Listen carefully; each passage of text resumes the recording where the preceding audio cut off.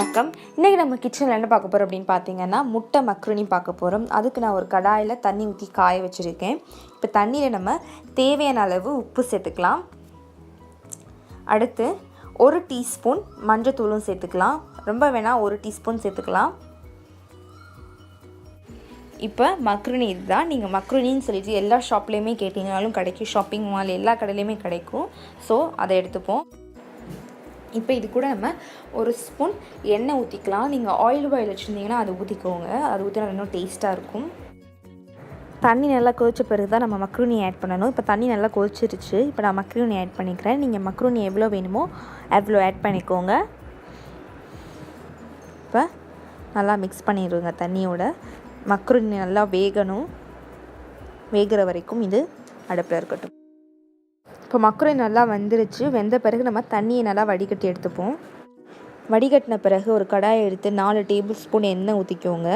எண்ணெய் காஞ்ச பிறகு 2 வெங்காயம் இதில் போட்டு நம்ம வதக்க போகிறோம். இப்போ எண்ணெய் காஞ்சிருச்சு. நம்ம 2 வெங்காயத்தை கட் பண்ணி வச்சுக்கிறோம். 2 வெங்காயத்தையுமே நல்லா வதக்கிப்போம். நல்லா அந்த மாதிரி குட்டி குட்டியாக கட் பண்ணிக்கோங்க. கட் பண்ணிவிட்டு நல்லா வதக்கிப்போம் வெங்காயத்தை.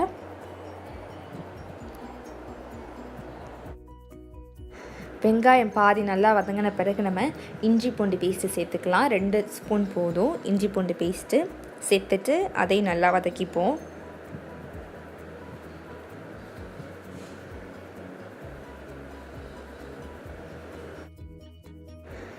நல்லா வதங்கின பிறகு நம்ம மசாலா சேர்த்துடலாம். நான் சிக்கன் மசாலா தூள் சேர்க்குறேன் 2 டேபிள் ஸ்பூன். உங்களுக்கு சிக்கன் மசாலா தூள் கிடைக்கல அப்படின்னா நீங்கள் மிளகாய் தூள், மல்லித்தூள், கரம் மசாலா தூள் 3ஐயும் சேர்த்து மிக்ஸ் பண்ணி போட்டுக்கோங்க. நான் சிக்கன் மசாலா தூள் போடுறேன். இது நல்லா மிக்ஸ். இதில் நம்ம கொஞ்சமாக தண்ணி சேர்த்து அந்த மசாலா வாசனை போகிற வரைக்கும் இதை கொஞ்சம் நம்ம வதக்கிக்கலாம்.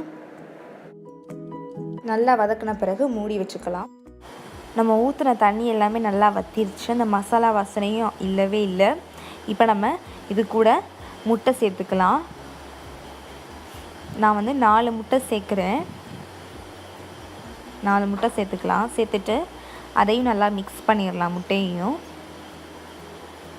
நல்லா மிக்ஸ் பண்ணிப்போம். அந்த மசாலா கூட முட்டையை நல்லா மிக்ஸ் பண்ணிக்கோங்க.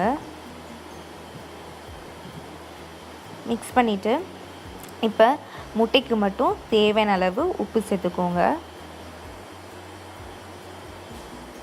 உப்பு சேர்த்துட்டு அதையும் நல்லா மிக்ஸ் பண்ணிப்போம்.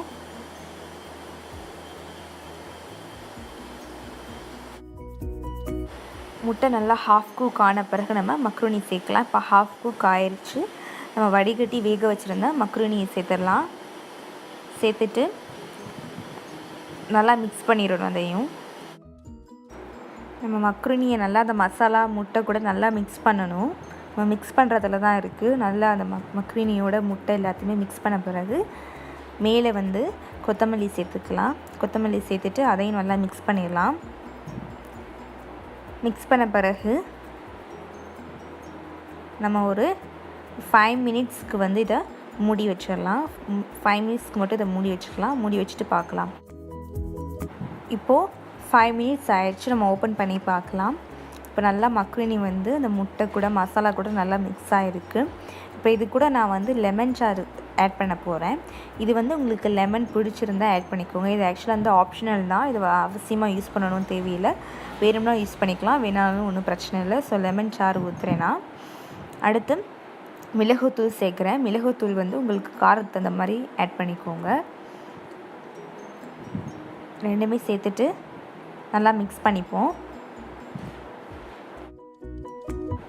இப்போது சுவையான முட்டை மக்ருனி ரெடி ஆயிடுச்சு. ரொம்ப சிம்பிள் தான். பிள்ளைங்கள்லாம் ரொம்ப விரும்பி சாப்பிடுவாங்க. கண்டிப்பாக நீங்கள் இது வீட்டில் ட்ரை பண்ணி பார்க்கணும். ட்ரை பண்ணி பார்த்துட்டு உங்கள் பிள்ளைங்களுக்கு எல்லாேருக்கும் கொடுத்துட்டு எப்படி இருக்குது அப்படின்னு சொல்லிட்டு எங்கள் கமெண்டில் ஷேர் பண்ணுங்கள். இந்த வீடியோ பிடிச்சதை லைக் பண்ணுங்கள். உங்கள் நண்பர்களும் பார்க்கணுன்னு ஷேர் பண்ணுங்கள். மறந்துடாமல் சேனலை சப்ஸ்கிரைப் பண்ணிடுங்க. தேங்க்யூ.